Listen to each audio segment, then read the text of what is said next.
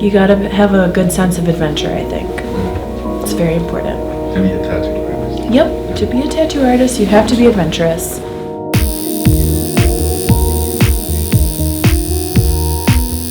I was invited by one of the artists I had worked with at Renaissance, Mike Katowski. He was working out at a studio in East Hampton, Massachusetts, which is no longer up and running. But I was invited to come out there. So I went and I did a guest spot, and then I kept getting invited back by the owner.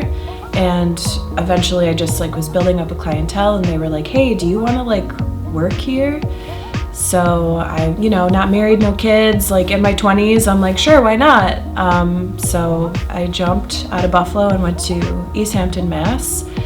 And I was at that shop for about a year. And then my other coworker, Andy Barrett, he goes by Tattoo Andy, was leaving and opening up a studio the town over in Chicopee called Horseshoes and Hand Grenades Tattoo. So I went and worked there with him, and I stayed there for about 6 years. And then I woke up one day and realized I've been here for 6 years. I need to go do something, or I need to invest and settle down. So I did the responsible thing, and I sold a lot of my possessions, put some things in storage, and just decided to travel exclusively for a while. So I popped over to Europe, and I worked in a few different studios over there, and just was also being a tourist and exploring because I had never been.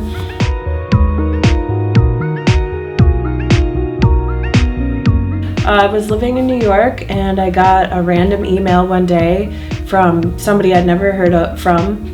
And they were like, how would you feel about designing something for a shoe?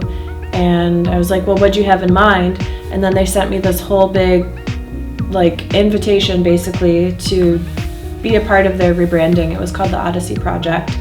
But yeah, basically they sent myself and another artist to New Zealand to learn about the traditional Maori culture and tattoo culture there, and then do some tattoo work on the shoes, and then do a promotional campaign up and down the East Coast following the New Zealand trip, doing in-store live demonstrations of tattooing on shoes. So that was a wonderful experience.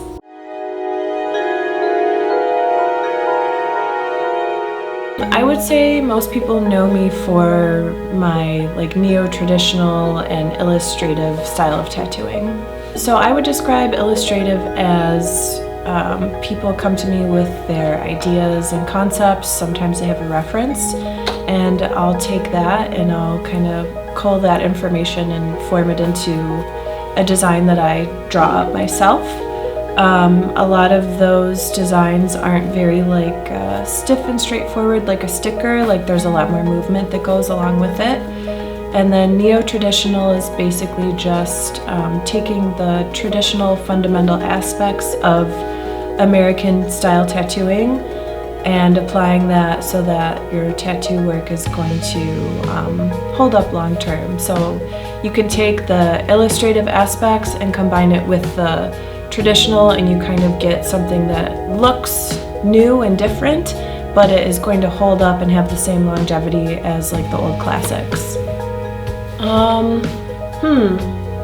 I mean, what inspires me in my work is really just being able to do it. I'm somebody who is constantly thinking of designing things, or if I'm looking at something, I'm kind of reconfiguring it, or sometimes even looking at people changing something about their appearance, or what tattoo I could imagine them getting.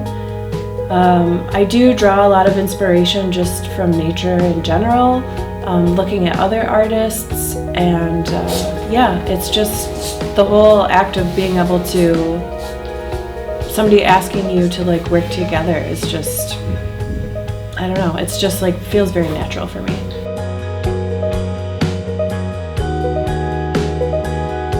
One of the most rewarding parts of tattooing is being able to